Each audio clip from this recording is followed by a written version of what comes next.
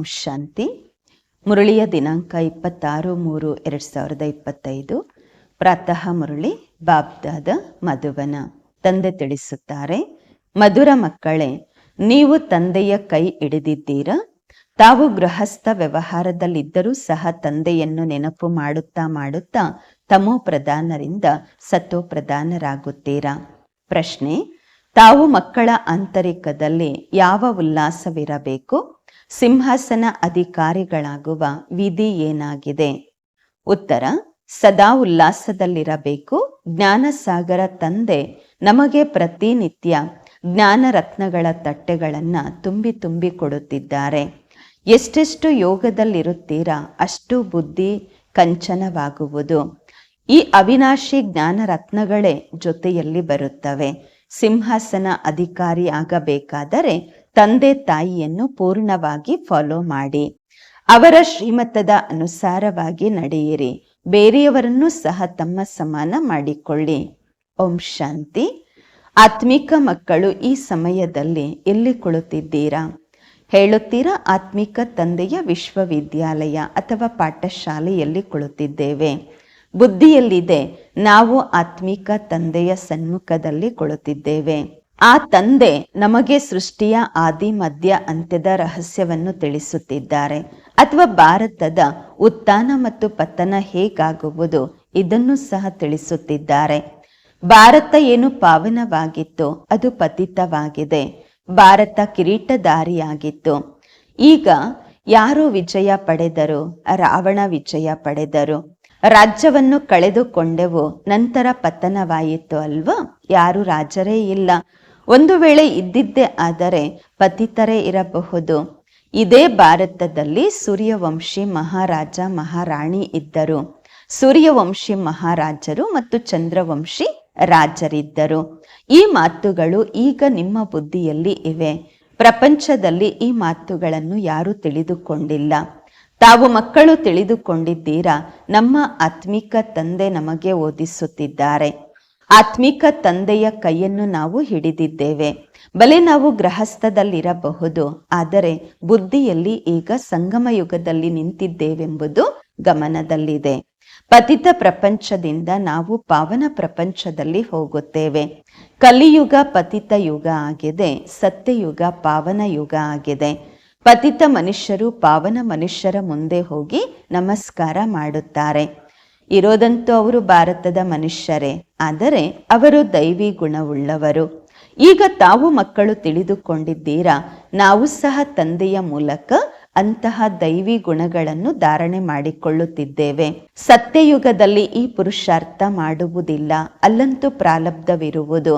ಇಲ್ಲಿ ಪುರುಷಾರ್ಥ ಮಾಡಿ ದೈವಿ ಗುಣಗಳನ್ನು ಧಾರಣೆ ಮಾಡಿಕೊಳ್ಳಬೇಕು. ಸದಾ ತಮ್ಮನ್ನು ತಾವು ಪರೀಕ್ಷಿಸಿಕೊಳ್ಳಬೇಕು. ನಾವು ಬಾಬಾರವರನ್ನ ಎಲ್ಲಿಯವರೆಗೆ ನೆನಪು ಮಾಡಿ ತಮೋ ಪ್ರಧಾನರಿಂದ ಸತೋ ಪ್ರಧಾನರಾಗುತ್ತಿದ್ದೇವೆ.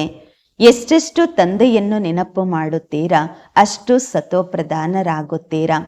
ತಂದೆಯಂತೂ ಸದಾ ಸತೋ ಪ್ರಧಾನ ಇದ್ದಾರೆ. ಈಗಲೂ ಪತಿತ ಪ್ರಪಂಚ ಪತಿತ ಭಾರತ ಇದೆ. ಪಾವನ ಪ್ರಪಂಚದಲ್ಲಿ ಪಾವನ ಭಾರತವಿತ್ತು. ನಿಮ್ಮ ಬಳಿ ಪ್ರದರ್ಶನಿಗಳಲ್ಲಿ ಭಿನ್ನ ಭಿನ್ನ ಪ್ರಕಾರದ ಮನುಷ್ಯರು ಬರುತ್ತಾರೆ. ಕೆಲವರು ಹೇಳುತ್ತಾರೆ, ಹೇಗೆ ಊಟದ ಅವಶ್ಯಕತೆ ಇದೆ ಹಾಗೆ ವಿಕಾರಗಳು ಕೂಡ ಒಂದು ಊಟವಾಗಿದೆ ಎಂದು ಹೇಳ್ತಾರೆ. ಅದಿಲ್ಲ ಅಂದ್ರೆ ಸತ್ತೋಗ್ಬಿಡ್ತೀವಿ ಅಂತ ಹೇಳುತ್ತಾರೆ. ಈಗ ಅಂತಹ ಮಾತಂತೂ ಇಲ್ಲ. ಸನ್ಯಾಸಿಗಳು ಪವಿತ್ರವಾಗಿರ್ತಾರೆ, ಏನ್ ಸತ್ತು ಬಿಡ್ತಾರ? ಆ ರೀತಿ ಹೇಳುವಂತಹವರ ಬಗ್ಗೆ ತಿಳಿದುಕೊಳ್ಳಲಾಗತ್ತೆ, ಇವರು ಬಹಳ ಅಜಾಮೀಲರಂತಹ ಪಾಪಿಗಳಿದ್ದಾರೆ. ಈ ರೀತಿ ಎಲ್ಲ ಮಾತನಾಡುತ್ತಾರೆ. ಹೇಳಬೇಕು, ಏನು ಇದಿಲ್ಲ ಅಂದ್ರೆ ನೀವು ಸತ್ತು ಬಿಡ್ತೀರಾ? ಊಟಕ್ಕೆ ಯಾಕೆ ಹೋಲಿಕೆ ಮಾಡ್ತೀರಾ? ಸ್ವರ್ಗದಲ್ಲಿ ಬರುವಂತಹವರು ಯಾರಿರ್ತಾರೆ ಅವರಂತೂ ಸತೋ ಪ್ರಧಾನರಾಗ್ತಾರೆ. ವಿಕಾರಗಳನ್ನ ಬಿಟ್ಟು ಬಿಡುತ್ತಾರೆ. ಪವಿತ್ರವಾಗಿರ್ಲಿಕ್ಕೆ ಇಷ್ಟ ಆಗತ್ತೆ. ಸತ್ಯಯುಗದಲ್ಲಿ ಸತೋ ಪ್ರಧಾನ ಇರ್ತೀವಿ, ನಂತರ ಸತೋ ರಜೋ ತಮೋನಲ್ಲಿ ಬರುವಂತಹದ್ದು. ಯಾರು ಲಾಸ್ಟ್ ಅಲ್ಲಿ ಬರ್ತಾರೆ ಆ ಆತ್ಮಗಳು ನಿರ್ವಿಕಾರಿ ಪ್ರಪಂಚವನ್ನ ನೋಡುವುದೇ ಇಲ್ಲ. ಆ ಆತ್ಮರು ಆ ರೀತಿ ಹೇಳ್ತಾರೆ, ಈ ರೀತಿ ವಿಕಾರಗಳನ್ನ ಬಿಟ್ಟು ಇರ್ಲಿಕ್ಕಾಗಲ್ಲ ಅಂತ ಅವ್ರು ಹೇಳುತ್ತಾರೆ. ಯಾರು ಸೂರ್ಯವಂಶದವರಾಗಿರ್ತಾರೆ ಅವರಿಗೆ ತಕ್ಷಣ ಬುದ್ಧಿಯಲ್ಲಿ ಬರುತ್ತೆ, ಇದಂತೂ ಸತ್ಯ ಮಾತಾಗಿದೆ. ಸ್ವರ್ಗದಲ್ಲಿ ವಿಕಾರದ ಹೆಸರು ಗುರುತು ಇರುವುದಿಲ್ಲ. ಭಿನ್ನ ಭಿನ್ನ ಪ್ರಕಾರದ ಮನುಷ್ಯರು, ಭಿನ್ನ ಭಿನ್ನ ಪ್ರಕಾರದ ಮಾತುಗಳು ಇವೆ. ತಾವು ತಿಳಿದುಕೊಳ್ಳುತ್ತೀರಾ, ಯಾರು ಹೂಗಳಾಗುವಂತಹವರಿದ್ದಾರೆ, ಕೆಲವರಂತೂ ಮುಳ್ಳುಗಳಾಗಿಯೇ ಇರುತ್ತಾರೆ. ಸ್ವರ್ಗದ ಹೆಸರೇ ಆಗಿದೆ ಹೂಗಳ ತೋಟ, ಇದಾಗಿದೆ ಮುಳ್ಳುಗಳ ಕಾಡು. ಮುಳ್ಳುಗಳಲ್ಲಿಯೂ ಕೂಡ ಅನೇಕ ಪ್ರಕಾರದವರು ಇರ್ತಾರಲ್ವಾ. ಈಗ ತಾವು ತಿಳಿದುಕೊಂಡಿದ್ದೀರಾ, ನಾವು ಹೂಗಳಾಗುತ್ತಿದ್ದೇವೆ. ಈ ಲಕ್ಷ್ಮೀನಾರಾಯಣ ಸದಾ ಗುಲಾಬಿ ಹೂಗಳು. ಇವರಿಗೆ ಹೇಳಲಾಗತ್ತೆ ಹೂಗಳ ರಾಜ ಎಂದು, ಕಿಂಗ್ ಆಫ್ ಫ್ಲವರ್ಸ್ ಎಂದು. ದೈವಿ ಹೂಗಳ ರಾಜ್ಯವಿದೆ ಅಲ್ವಾ. ಅವಶ್ಯವಾಗಿ ಅವರು ಪುರುಷಾರ್ಥ ಮಾಡಿರ್ಬೋದು, ವಿದ್ಯಾಭ್ಯಾಸದಿಂದಲೇ ಈ ರೀತಿ ಆಗಿರಬಹುದು. ತಾವು ತಿಳಿದುಕೊಂಡಿದ್ದೀರಾ, ಈಗ ನಾವು ಈಶ್ವರಿಯ ಪರಿವಾರದವರಾಗಿದ್ದೇವೆ. ಮೊದಲಂತೂ ಈಶ್ವರನನ್ನ ತಿಳಿದುಕೊಂಡಿರಲಿಲ್ಲ. ಶಿವತಂದೆ ಬಂದು ನಮ್ಮನ್ನ ತನ್ನವರನ್ನಾಗಿ ಮಾಡಿಕೊಂಡರು. ಇದು ಪರಿವಾರವಾಗಿದೆ. ತಂದೆ ಮೊದಲು ಸ್ತ್ರೀಯನ್ನ ದತ್ತು ಮಾಡ್ಕೊಳ್ತಾರೆ, ಅವರ ಮೂಲಕ ಮಕ್ಕಳನ್ನ ರಚಿಸ್ತಾರೆ. ಇಲ್ಲಿ ಬಾಬರವರು ಕೂಡ ಬ್ರಹ್ಮ ಬಾಬರವರನ್ನ ದತ್ತು ಮಾಡಿಕೊಂಡು ಇವರ ಮೂಲಕ ಮಕ್ಕಳನ್ನು ರಚನೆ ಮಾಡ್ತಾರೆ. ತಾವೆಲ್ಲರೂ ಸಹ ಬ್ರಹ್ಮ ಕುಮಾರ ಕುಮಾರಿಯರಲ್ವಾ. ಈ ಸಂಬಂಧ ಪ್ರವೃತ್ತಿ ಮಾರ್ಗದ್ದಾಗತ್ತೆ. ಸನ್ಯಾಸಿಗಳು ನಿವೃತ್ತಿ ಮಾರ್ಗದವರು. ಅವರಲ್ಲಿ ತಂದೆ ತಾಯಿ ಎಂದು ಯಾರಿಗೂ ಹೇಳುವುದಿಲ್ಲ. ಇಲ್ಲಿ ತಾವು ತಂದೆ ತಾಯಿ ಎಂದು ಹೇಳುತ್ತೀರಾ. ಬೇರೆ ಏನೆಲ್ಲ ಸತ್ಸಂಗಗಳಿವೆ ಅದೆಲ್ಲ ನಿವೃತ್ತಿ ಮಾರ್ಗದ್ದು. ಇಲ್ಲಂತೂ ಒಬ್ಬರೇ ತಂದೆ ಇದ್ದಾರೆ, ಅವರಿಗೆ ತಂದೆ ತಾಯಿ ಎಂದು ಕರೆಯುತ್ತೇವೆ. ತಂದೆ ಕುಳಿತು ತಿಳಿಸುತ್ತಾರೆ, ಭಾರತದಲ್ಲಿ ಪವಿತ್ರ ಪ್ರವೃತ್ತಿ ಮಾರ್ಗವಿತ್ತು, ಈಗ ಅಪವಿತ್ರವಾಗಿದೆ. ನಾನು ಪುನಃ ಅದೇ ಪ್ರವೃತ್ತಿ ಮಾರ್ಗವನ್ನು ಸ್ಥಾಪನೆ ಮಾಡುತ್ತಿದ್ದೇನೆ. ನೀವು ತಿಳಿದುಕೊಂಡಿದ್ದೀರಾ, ನಮ್ಮ ಧರ್ಮ ಬಹಳ ಸುಖ ಕೊಡುವಂತಹ ಧರ್ಮವಾಗಿದೆ. ಮತ್ತೆ ನಾವು ಅನ್ಯ ಹಳೆಯ ಧರ್ಮಗಳ ಸಂಘ ಯಾಕೆ ಮಾಡಬೇಕು? ತಾವು ಸ್ವರ್ಗದಲ್ಲಿ ಎಷ್ಟು ಸುಖಿಗಳಾಗಿರುತ್ತೀರಾ. ವಜ್ರ ವೈಡೂರ್ಯಗಳ ಮಹಲ್ಲುಗಳಿರುತ್ತವೆ. ಇಲ್ಲಿ ಬಲೆ ಅಮೇರಿಕ, ರಷ್ಯಾ, ಅಲ್ಲಿ ಎಷ್ಟು ಶ್ರೀಮಂತರಿರುತ್ತಾರೆ. ಆದರೆ ಸ್ವರ್ಗದಂತಹ ಸುಖ ಇಲ್ಲಿರಲು ಸಾಧ್ಯವಿಲ್ಲ. ಚಿನ್ನದ ಇಟ್ಟಿಗೆಗಳಂತಹ ಮಹಲ್ಲುಗಳು ಯಾರೂ ತಯಾರು ಮಾಡಲು ಸಾಧ್ಯವಿಲ್ಲ. ಚಿನ್ನದ ಮಹಲ್ ಇದ್ರೂ ಕೂಡ ಸತ್ಯಯುಗದಲ್ಲಷ್ಟೇ. ಇಲ್ಲಿ ಚಿನ್ನ ಅಷ್ಟೊಂದು ಎಲ್ಲಿಂದ ಬಂತು? ಅಲ್ಲಂತೂ ಪ್ರತಿ ಸ್ಥಾನದಲ್ಲಿ ವಜ್ರ ವೈಡೂರ್ಯಗಳೇ ಇರುತ್ತೆ. ಇಲ್ಲಂತೂ ವಜ್ರಗಳ ಬೆಲೆ ನೋಡಿ ಎಷ್ಟಾಗಿದೆ. ಇದೆಲ್ಲ ಮಣ್ಣು ಪಾಲಾಗುವುದು. ಬಾಬಾರವರು ತಿಳಿಸುತ್ತಾರೆ, ಹೊಸ ಪ್ರಪಂಚದಲ್ಲಿ ಹೊಸ ಗಣಿಗಳೇ ತುಂಬಿರುತ್ತೆ. ಈಗ ಇದೆಲ್ಲ ಖಾಲಿಯಾಗಿದೆ. ತೋರಿಸ್ತಾರೆ ಸಾಗರ ವಜ್ರ ವೈಡೂರ್ಯಗಳ ತಟ್ಟೆಗಳನ್ನು ತುಂಬಿಕೊಡುತ್ತೆಂದು. ವಜ್ರ ವೈಡೂರ್ಯಗಳಂತೂ ಅಲ್ಲಿ ನಿಮಗೆ ಯಥೇಚ್ಛವಾಗಿ ಸಿಗತ್ತೆ. ಸಾಗರಕ್ಕೆ ದೇವತೆಯ ರೂಪ ಎಂದು ತಿಳಿದುಕೊಳ್ಳುತ್ತಾರೆ. ತಾವು ತಿಳಿದುಕೊಂಡಿದ್ದೀರಾ, ತಂದೆ ಜ್ಞಾನ ಸಾಗರ ಆಗಿದ್ದಾರೆ. ಸದಾ ಉಲ್ಲಾಸವಿರಬೇಕು. ಜ್ಞಾನ ಸಾಗರ ತಂದೆ ನಮಗೆ ಪ್ರತಿನಿತ್ಯ ಜ್ಞಾನ ರತ್ನಗಳನ್ನ, ವಜ್ರಗಳನ್ನ ತುಂಬಿ ತುಂಬಿ ಕೊಡುತ್ತಿದ್ದಾರೆ. ಬಾಕಿ ಇಲ್ಲಿರುವಂಥದ್ದೆಲ್ಲ ನೀರಿನ ಸಾಗರ. ತಂದೆ ತಾವು ಮಕ್ಕಳಿಗೆ ಜ್ಞಾನ ರತ್ನಗಳನ್ನ ಕೊಡುತ್ತಾರೆ. ಶಿವ ತಂದೆ ಜ್ಞಾನ ಸಾಗರ, ಬಾಬಾ ಕೊಡುತ್ತಾರೆ. ನೀರಿನ ಸಾಗರಗಳಿಗೆ ಹೋಲಿಕೆ ಮಾಡಿದ್ದಾರೆ. ಬಾಬಾ ಜ್ಞಾನ ರತ್ನಗಳನ್ನ ಬುದ್ಧಿರೂಪಿ ಜೋಳಿಗೆಯಲ್ಲಿ ತುಂಬುತ್ತಾರೆ. ಎಷ್ಟೆಷ್ಟು ತಾವು ಯೋಗದಲ್ಲಿರುತ್ತೀರಾ ಅಷ್ಟು ಬುದ್ಧಿ ಕಂಚನವಾಗುವುದು. ಈ ಅವಿನಾಶಿ ಜ್ಞಾನ ರತ್ನಗಳೇ ತಮ್ಮ ಜೊತೆಯಲ್ಲಿ ಬರುತ್ತವೆ.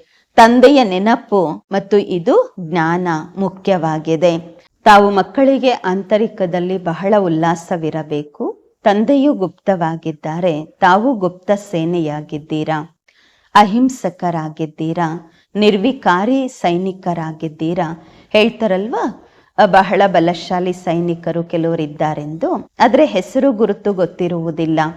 ಆ ರೀತಿಯಂತೂ ಸಾಧ್ಯ ಇಲ್ಲ. ಸರ್ಕಾರದ ಬಳಿ ಒಬ್ಬೊಬ್ಬರ ಹೆಸರು ಗುರುತು ಪೂರ್ಣವಾಗಿ ಇರುತ್ತದೆ. ನಿರ್ವಿಕಾರಿ ಸೈನಿಕರು, ಅಹಿಂಸೆಯ ಸೈನಿಕರು ತಾವಾಗಿದ್ದೀರಾ. ಎಲ್ಲದಕ್ಕಿಂತ ಮೊಟ್ಟ ಮೊದಲ ಹಿಂಸೆಯಾಗಿದೆ ಈ ವಿಕಾರ.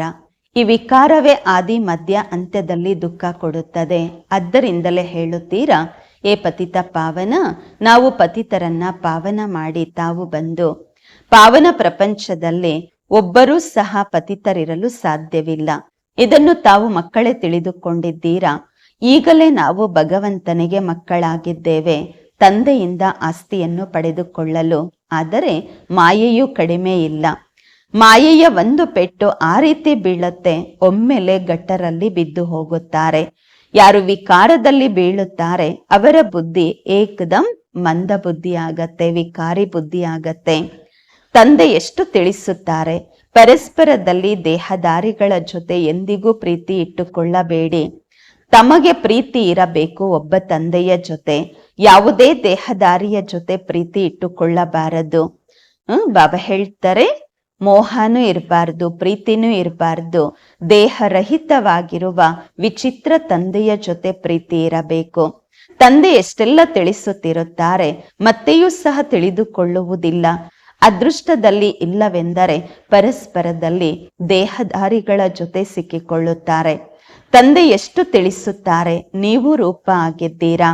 ಆತ್ಮ ಮತ್ತು ಪರಮಾತ್ಮನ ರೂಪವಂತೂ ಒಂದೇ ಆಗಿದೆ. ಆತ್ಮ ಚಿಕ್ಕದು ದೊಡ್ಡದು ಆಗುವುದಿಲ್ಲ. ಆತ್ಮ ಅವಿನಾಶಿಯಾಗಿದೆ. ಪ್ರತಿಯೊಬ್ಬರ ಪಾತ್ರ ಡ್ರಾಮಾದಲ್ಲಿ ನಿಗದಿಯಾಗಿದೆ. ಈಗ ಎಷ್ಟೊಂದು ಜನ ಮನುಷ್ಯರಿದ್ದಾರೆ. ನಂತರ ಸತ್ಯಯುಗದಲ್ಲಿ 9-10 ಲಕ್ಷ ಅಷ್ಟೇ ಇರ್ತಾರೆ. ಸತ್ಯಯುಗದ ಪ್ರಾರಂಭದಲ್ಲಿ ಬಹಳ ಚಿಕ್ಕ ವೃಕ್ಷವಿರುವುದು. ಪ್ರಳಯವಂತೂ ಎಂದಿಗೂ ಆಗುವುದಿಲ್ಲ. ತಮಗೆ ಗೊತ್ತಿದೆ, ಯಾರೆಲ್ಲ ಮನುಷ್ಯ ಮಾತ್ರರಿದ್ದಾರೆ ಆ ಎಲ್ಲ ಆತ್ಮರು ಮೂಲವತನದಲ್ಲಿ ಇರುತ್ತಾರೆ. ಅದು ಸಹ ಆತ್ಮಗಳ ವೃಕ್ಷವೂ ಇರುವುದು. ಬೀಜ ಬಿತ್ತಲಾಗುವುದು, ನಂತರ ವೃಕ್ಷ ತಯಾರಾಗತ್ತೆ ಅಲ್ವಾ. ಮೊಟ್ಟ ಮೊದಲು 2 ಎಲೆಗಳು ತಯಾರಾಗತ್ತೆ. ಇದು ಸಹ ಬೇಹದ್ದಿನ ವೃಕ್ಷವಾಗಿದೆ. ಗೋಲ ಚಿತ್ರದ ಬಗ್ಗೆ ಅಂದ್ರೆ ಸೃಷ್ಟಿ ಚಕ್ರದ ಬಗ್ಗೆ ತಿಳಿಸುವುದು ಬಹಳ ಸಹಜವಾಗಿದೆ. ವಿಚಾರ ಮಾಡಿ, ಈಗ ಕಲಿಯುಗವಿದೆ. ಸತ್ಯಯುಗದಲ್ಲಿ ಒಂದೇ ಧರ್ಮವಿತ್ತು ಅಂದಾಗ ಎಷ್ಟು ಕಡಿಮೆ ಮನುಷ್ಯರಿರುತ್ತಾರೆ. ಈಗ ಎಷ್ಟೊಂದು ಜನ ಮನುಷ್ಯರಿದ್ದಾರೆ, ಎಷ್ಟೊಂದು ಧರ್ಮಗಳಿವೆ. ಇಷ್ಟೆಲ್ಲ ಮೊದಲು ಇರಲಿಲ್ಲ. ಈಗ ಎಷ್ಟೊಂದು ಜನ ಇದ್ದಾರೆ. ಮತ್ತೆ ಅವರೆಲ್ಲ ಎಲ್ಲಿ ಹೋಗ್ತಾರೆ? ಎಲ್ಲರೂ ಪರಮಧಾಮದಲ್ಲಿ ಹೊರಟು ಹೋಗುತ್ತಾರೆ. ನಿಮ್ಮ ಬುದ್ಧಿಯಲ್ಲಿ ಪೂರ್ತಿ ಜ್ಞಾನವಿದೆ. ಹೇಗೆ ತಂದೆ ಜ್ಞಾನ ಸಾಗರ ಆಗಿದ್ದಾರೆ, ಹಾಗೆಯೇ ನಾವು ಮಕ್ಕಳನ್ನು ತಯಾರು ಮಾಡುತ್ತಾರೆ. ತಾವು ವಿದ್ಯಾಭ್ಯಾಸ ಮಾಡಿ ಪದವಿಯನ್ನು ಪಡೆದುಕೊಳ್ಳುತ್ತೀರಾ. ತಂದೆ ಸ್ವರ್ಗದ ರಚಯಿತ ಆಗಿದ್ದಾರೆ ಅಂದಾಗ ಸ್ವರ್ಗದ ಆಸ್ತಿ ಭಾರತವಾಸಿಗಳಿಗೆ ಕೊಡುತ್ತಾರೆ. ಬಾಕಿ ಎಲ್ಲರೂ ವಾಪಸ್ ಮನೆಗೆ ಹೋಗಬೇಕಾಗಿದೆ. ತಂದೆ ಹೇಳುತ್ತಾರೆ, ನಾನು ಬಂದಿದ್ದೇನೆ ನೀವು ಮಕ್ಕಳಿಗೆ ಓದಿಸಲು. ಎಷ್ಟು ಪುರುಷಾರ್ಥ ಮಾಡುತ್ತೀರಾ ಅಷ್ಟು ಶ್ರೇಷ್ಠ ಪದವಿ ಪಡೆದುಕೊಳ್ಳುತ್ತೀರಾ. ಎಷ್ಟೆಷ್ಟು ಶ್ರೀಮತದಂತೆ ನಡೆಯುತ್ತೀರಾ ಅಷ್ಟು ಶ್ರೇಷ್ಠರಾಗುತ್ತೀರಾ. ಪೂರ್ತಿ ಆಧಾರ ಪುರುಷಾರ್ಥದ ಮೇಲೆ ಇದೆ. ಮಮ್ಮ ಬಾಬಾರವರ ಸಿಂಹಾಸನ ಅಧಿಕಾರಿಗಳಾಗಬೇಕಾದರೆ ಪೂರ್ಣವಾಗಿ ತಂದೆಯನ್ನು ಅನುಸರಿಸಬೇಕು. ಸಿಂಹಾಸನ ಅಧಿಕಾರಿಗಳಾಗಲು ಅವರ ನಡತೆಯ ಅನುಸಾರವಾಗಿ ಅಂದ್ರೆ ಬಾಬಾ ಹೇಳಿದ ಹಾಗೆ ನಡೆಯಿರಿ. ಅನ್ಯರನ್ನು ತಮ್ಮ ಸಮಾನ ಮಾಡಿಕೊಳ್ಳಿ. ಬಾಬಾರವರು ಅನೇಕ ಪ್ರಕಾರದ ಯುಕ್ತಿಗಳನ್ನು ತಿಳಿಸುತ್ತಾರೆ. ಒಂದು ಬ್ಯಾಡ್ಜ್ ಮೇಲೆಯೂ ಕೂಡ ತಾವು ಯಾರಿಗೆ ಬೇಕಾದರೂ ಒಳ್ಳೆಯ ರೀತಿ ತಿಳಿಸಬಹುದು. ಪುರುಷೋತ್ತಮ ತಿಂಗಳಿರುತ್ತೆ. ಆಗ ಬಾಬಾ ಹೇಳುತ್ತಾರೆ, ಚಿತ್ರಗಳನ್ನ ಫ್ರೀಯಾಗಿ ಕೊಡಿ. ಬಾಬಾ ಸೌಗಾತ್ ಕೊಡ್ತಾರೆ.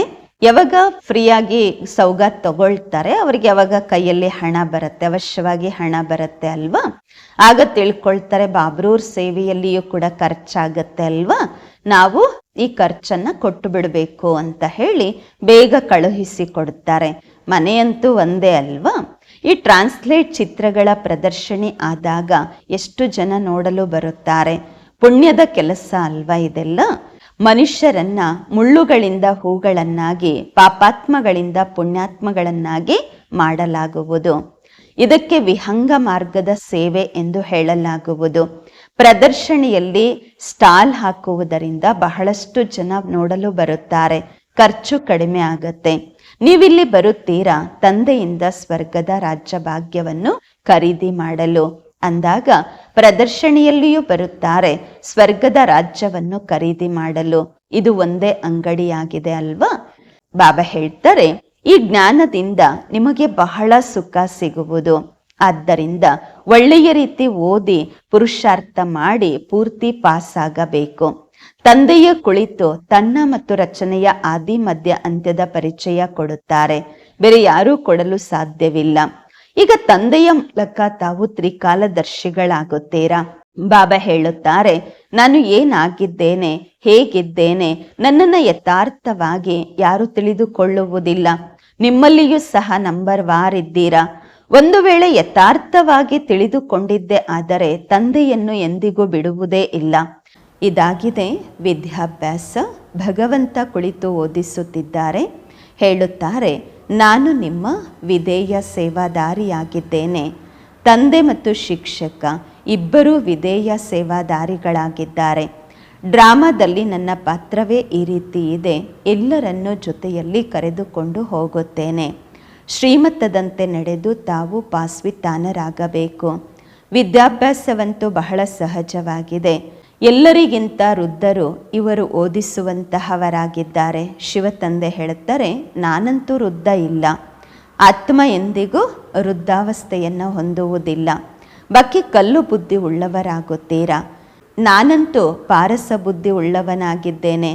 ಆದ್ದರಿಂದಲೇ ನಿಮ್ಮನ್ನು ಪಾರಸ ಬುದ್ಧಿ ಉಳ್ಳವರನ್ನಾಗಿ ಮಾಡುತ್ತೇನೆ. ಕಲ್ಪವೂ ಬರುತ್ತೇನೆ. ಲೆಕ್ಕವಿಲ್ಲದಷ್ಟು ಬಾರಿ ನಿಮಗೆ ಓದಿಸಿದ್ದೇನೆ. ಮತ್ತೆ ನೀವು ಮರೆತು ಬಿಡುತ್ತೀರಾ. ಸತ್ಯಯುಗದಲ್ಲಿ ಈ ಜ್ಞಾನದ ಅವಶ್ಯಕತೆ ಇರುವುದಿಲ್ಲ. ಎಷ್ಟು ಒಳ್ಳೆಯ ರೀತಿ ತಂದೆ ತಿಳಿಸುತ್ತಾರೆ. ಇಂತಹ ತಂದೆಗೆ ಮತ್ತೆ ಕೆಲವರು ಡೈವರ್ಸ್ ಕೊಟ್ಟು ಬಿಡುತ್ತಾರೆ. ಆದ್ದರಿಂದ ಹೇಳಲಾಗತ್ತೆ, ಮಹಾನ್ ಮೂರ್ಖರನ್ನು ನೋಡಬೇಕಾದರೆ ಇಲ್ಲಿಯೇ ನೋಡಿ. ಇಂತಹ ತಂದೆ, ಆ ತಂದೆಯಿಂದ ಸ್ವರ್ಗದ ಆಸ್ತಿ ಸಿಗತ್ತೆ. ಅಂತಹ ತಂದೆಯನ್ನೇ ಬಿಟ್ಟು ಬಿಡುತ್ತಾರೆ. ತಂದೆ ಹೇಳುತ್ತಾರೆ, ನೀವು ನನ್ನ ಮತದಂತೆ ನಡೆದರೆ ಅಮರ ಲೋಕದಲ್ಲಿ ವಿಶ್ವಕ್ಕೆ ಮಹಾರಾಜರು ಮಹಾರಾಣಿಯರಾಗುತ್ತೀರಾ. ಇದಾಗಿದೆ ಮೃತ್ಯುಲೋಕ. ಮಕ್ಕಳು ತಿಳಿದುಕೊಂಡಿದ್ದೀರಾ, ನಾವೇ ಪೂಜ್ಯ ದೇವಿ ದೇವತೆಗಳಾಗಿದ್ದೆವು. ಈಗ ನಾವೇನಾಗಿದ್ದೇವೆ? ಪತಿತರು, ಭಿಕಾರಿಗಳು. ಈಗ ಪುನಃ ನಾವೇ ರಾಜಕುಮಾರ ರಾಜಕುಮಾರಿಯರಾಗುವವರಿದ್ದೇವೆ. ಎಲ್ಲರ ಪುರುಷಾರ್ಥ ಒಂದೇ ರೀತಿ ಏಕರಸವಾಗಿ ಇರುವುದಿಲ್ಲ. ಕೆಲವರು ಮುರಿದು ಹೋಗುತ್ತಾರೆ, ಕೆಲವರು ನಿಂದಕರಾಗುತ್ತಾರೆ. ಅಂತಹ ನಿಂದಕರು ಸಹ ಬಹಳಷ್ಟು ಜನ ಇದ್ದಾರೆ. ಅಂತಹವರ ಜೊತೆ ಮಾತನಾಡಲು ಬಾರದು. ಯಾರು ಬಾಬನ ಹೆಸರು ಕೆಡಿಸ್ತಾರೆ, ಬಾಬನ ಪರಿವಾರದ, ಬಾಬನ ಮನೆಯ, ಯಜ್ಞದ ಹೆಸರಿಗೆ ಕಳಂಕ ತರುವವರಿದ್ದಾರೆ. ಅಂತಹವರನ್ನು ಮಾತನಾಡಲು ಬಾರದು. ಜ್ಞಾನದ ಮಾತುಗಳ ವಿನಃ ಬೇರೆ ಏನೂ ಕೇಳಿದರೂ ತಿಳಿದುಕೊಳ್ಳಿ, ಇವರು ಶೈತಾನಿ ಇದ್ದಾರೆ. ಜ್ಞಾನದ ವಿಷಯಗಳು ಕೇಳಿದ್ರೆ ಹೇಳಬೇಕು, ಬಾಕಿ ಬೇರೆ ಏನೇ ವಿಚಾರಗಳು ಕೇಳಿದ್ರೂ ತಿಳ್ಕೋಬೇಕು, ಇವರು ರಾವಣನಿಗೆ ಸಮಾನ. ಸಂಘ ಒಳ್ಳೆಯ ಸಂಘ ಇರಬೇಕು. ಒಳ್ಳೆಯ ಸಂಘ ಶ್ರೇಷ್ಠ ಮಾಡುತ್ತೆ, ಕುಸ್ಸಂಗ ಕೆಡಿಸುತ್ತದೆ. ಯಾರು ಜ್ಞಾನದಲ್ಲಿ ಬುದ್ಧಿವಂತರಿರುತ್ತಾರೆ, ಬಾಬನ ಹೃದಯವನ್ನು ಗೆದ್ದಿರುತ್ತಾರೆ, ಅಂತಹವರ ಸಂಘ ಮಾಡಿ. ಅವರು ನಿಮಗೆ ಜ್ಞಾನದ ಮಧುರಾತಿ ಮಧುರ ಮಾತುಗಳನ್ನೇ ತಿಳಿಸುತ್ತಾರೆ. ಒಳ್ಳೆಯದು. ಮಧುರಾತಿ ಮಧುರ ಅಗಲಿ ಹೋಗಿ ಮರಳಿ ಸಿಕ್ಕಿರುವ ಸರ್ವಿಸಬಲ್, ಪ್ರಾಮಾಣಿಕಸ್ಥ, ನಂಬಿಕಸ್ಥ ಮಕ್ಕಳಿಗೆ ಮಾತ್ಪಿತಾ ಬಾಪ್ದಾದಾರವರ ನೆನಪು, ಪ್ರೀತಿ, ಬೆಳಗಿನ ವಂದನೆಗಳು. ಆತ್ಮಿಕ ಮಕ್ಕಳಿಗೆ ಆತ್ಮಿಕ ತಂದೆಯ ನಮಸ್ಕಾರಗಳು. ನಾವು ಆತ್ಮಿಕ ಮಕ್ಕಳಿಂದ ಆತ್ಮಿಕ ಮಾತ್ಪಿತಾ ಬಾಪ್ದಾದಾರವರಿಗೆ ನೆನಪು, ಪ್ರೀತಿ, ಬೆಳಗಿನ ವಂದನೆಗಳು ಹಾಗೂ ನಮಸ್ಕಾರಗಳು. ಧಾರಣೆಗಾಗಿ ಮುಖ್ಯ ಸಾರ. ಫಸ್ಟ್ ಪಾಯಿಂಟು, ಯಾರು ದೇಹರಹಿತ ವಿಚಿತ್ರ ತಂದೆ ಇದ್ದಾರೆ, ಆ ತಂದೆಯ ಜೊತೆ ಪ್ರೀತಿ ಇಟ್ಟುಕೊಳ್ಳಬೇಕು. ಯಾವುದೇ ದೇಹದಾರಿಯ ನಾಮರೂಪದಲ್ಲಿ ಬುದ್ಧಿಯನ್ನು ಸಿಕ್ಕಿಸಬಾರದು. ಮಾಯೆಯ ಪೆಟ್ಟು ಬೀಳಬಾರದು. ಇದನ್ನು ಸಂಭಾಲನೆ ಮಾಡಿಕೊಳ್ಳಬೇಕು. ಯಾವುದೇ ರೀತಿ ಮಾಯೆಯ ಪೆಟ್ಟು ಬೀಳದಂತೆ ತಮ್ಮನ್ನು ತಾವು ಸಂಭಾಲನೆ ಮಾಡಿಕೊಳ್ಳಬೇಕು. ಯಾರು ಜ್ಞಾನದ ಮಾತುಗಳು ಬಿಟ್ಟು ಅನ್ಯ ಮಾತುಗಳೇನಾದರೂ ತಿಳಿಸಿದರೆ ಅಂತಹವರ ಸಂಘ ಮಾಡಬಾರದು. ಪೂರ್ತಿ ಪಾಸ್ ಆಗುವ ಪುರುಷಾರ್ಥ ಮಾಡಬೇಕು. ಮುಳ್ಳುಗಳನ್ನು ಹೂಗಳನ್ನಾಗಿ ಮಾಡುವ ಸೇವೆ ಮಾಡಬೇಕು. ವರದಾನ, ಒಬ್ಬ ತಂದೆಯ ವಿನಃ ಮತ್ಯಾರೂ ಇಲ್ಲ ಎಂಬ ಸ್ಮೃತಿಯಿಂದ ಬಂಧನ ಮುಕ್ತ ಯೋಗಯುಕ್ತರಾಗಿರಿ. ಒಬ್ಬ ತಂದೆಯ ವಿನಃ ಮತ್ಯಾರೂ ಇಲ್ಲ ಎಂಬ ಸ್ಮೃತಿಯಿಂದ ಬಂಧನ ಮುಕ್ತ ಯೋಗಯುಕ್ತರಾಗಿರಿ. ವರದಾನದ ವಿಶ್ಲೇಷಣೆ. ಈಗ ಮನೆಗೆ ಹೋಗುವ ಸಮಯವಿದೆ. ಆದ್ದರಿಂದ ಬಂಧನ ಮುಕ್ತ ಮತ್ತು ಯೋಗಯುಕ್ತರಾಗಿರಿ. ಬಂಧನ ಮುಕ್ತ ಅಂದರೆ ಅರ್ಥ ಲೂಸ್ ಡ್ರೆಸ್ ಇರಬೇಕು, ಟೈಟ್ ಇರಬಾರ್ದು. ಆರ್ಡರ್ ಸಿಕ್ತು, ಸೆಕೆಂಡಲ್ಲಿ ಹೋದ್ರಿ, ಆರದ್ರಿ ಬಾಬನ ಬಳಿ. ಇಂತಹ ಬಂಧನ ಮುಕ್ತ ಮತ್ತು ಯೋಗಯುಕ್ತ ಸ್ಥಿತಿಯ ವರದಾನ ಪ್ರಾಪ್ತಿ ಮಾಡಿಕೊಳ್ಳಲು ಸದಾ ಈ ಪ್ರತಿಜ್ಞೆ ಸ್ಮೃತಿಯಲ್ಲಿರಬೇಕು. ಒಬ್ಬ ತಂದೆಯ ವಿನಃ ಮತ್ತಾರೂ ಇಲ್ಲ. ಏಕೆಂದರೆ ಮನೆಗೆ ಹೋಗಲು ಅಥವಾ ಸತ್ಯಯುಗಿ ರಾಜ್ಯದಲ್ಲಿ ಬರಲು ಈ ಹಳೆಯ ಶರೀರವನ್ನು ಬಿಡಬೇಕು. ಅಂದಾಗ ಪರೀಕ್ಷಿಸಿಕೊಳ್ಳಿ, ಈ ರೀತಿ ಎವರಡಿ ಆಗಿದ್ದೇವಾ ಅಥವಾ ಇಲ್ಲಿ ತನಕ ಯಾವುದಾದರೂ ದಾರಗಳು ಬಂಧಿತ ಆಗಿದೆಯಾ, ಯಾವುದಾದ್ರೂ ಹಗ್ಗಗಳಲ್ಲಿನೂ ಬಂಧಿಸ್ಕೊಂಡಿದ್ದೀವಾ? ಈ ಹಳೆಯ ವಸ್ತ್ರ ಟೈಟ್ ಇಲ್ಲ ತಾನೆ, ಈ ದೇಹದ ಬಂಧನ ಇಲ್ಲ ತಾನೆ. ಸ್ಲೋಗನ್: ವ್ಯರ್ಥ ಸಂಕಲ್ಪಗಳೆಂಬ ಎಕ್ಸ್ಟ್ರಾ ಭೋಜನವನ್ನು ಮಾಡಬೇಡಿ, ಆಗ ದಪ್ಪ ಆಗುವ ಕಾಯಿಲೆಯಿಂದ ಬಚಾವಾಗ್ತೀರಾ. ಹೇಗೆ ಶಾರೀರಿಕವಾಗಿ ದಪ್ಪ ಆದರೆ ಡಯಟ್ ಮಾಡ್ತಾರಲ್ವಾ, ಊಟ ಜಾಸ್ತಿ ಮಾಡಲ್ಲ, ಮತ್ತು ಇಂತಹದ್ದೇ ಊಟ ಮಾಡಬೇಕು ಅಂತ ಇರುತ್ತೆ. ಹಾಗೆಯೇ ಆತ್ಮನ ಭಾರವನ್ನು ಇಳಿಸ್ಕೊಳ್ಬೇಕು ಅಂತ ಅಂದರೆ ವ್ಯರ್ಥ ಸಂಕಲ್ಪಗಳೆಂಬ ಎಕ್ಸ್ಟ್ರಾ ಭೋಜನ ಮಾಡಬಾರ್ದು. ಆಗ ದಪ್ಪ ಆಗುವ ಕಾಯಿಲೆಯಿಂದ ಬಚಾವಾಗುತ್ತೀರಾ. ಇಶಾರೆ: ಸತ್ಯತೆ ಮತ್ತು ಸಭ್ಯತೆ ಎಂಬ ಕಲ್ಚರನ್ನು ತಮ್ಮದಾಗಿಸಿಕೊಳ್ಳಿ. ತಂದೆಗೆ ಎಲ್ಲದಕ್ಕಿಂತ ಬಹಳ ಚೆನ್ನಾಗಿರುವ ಪ್ರಿಯವಾದ ವಸ್ತು ಯಾವುದು? ಸತ್ಯತೆ. ಆದ್ದರಿಂದ ಭಕ್ತಿಯಲ್ಲಿಯೂ ಹೇಳುತ್ತಾರೆ, ಗಾಡ್ ಈಸ್ ಟ್ರೂತ್, ಭಗವಂತ ಸತ್ಯವಾಗಿದ್ದಾರೆ. ಎಲ್ಲದಕ್ಕಿಂತ ಪ್ರಿಯವಾದ ವಸ್ತು ಸತ್ಯತೆ. ಏಕೆಂದರೆ ಯಾರಲ್ಲಿ ಸತ್ಯತೆ ಇರುವುದು ಅವರಲ್ಲಿ ಸ್ವಚ್ಛತೆ ಇರುವುದು. ಅವರು ಕ್ಲೀನ್ ಮತ್ತು ಕ್ಲಿಯರ್ ಆಗಿ ಇರುತ್ತಾರೆ. ಅಂದಾಗ ಸತ್ಯತೆಯ ವಿಶೇಷತೆಯನ್ನು ಎಂದಿಗೂ ಬಿಡಬೇಡಿ. ಸತ್ಯತೆಯ ಶಕ್ತಿ ಒಂದು ಲಿಫ್ಟಿನ ಕೆಲಸ ಮಾಡುತ್ತದೆ. ಓಂ ಶಾಂತಿ.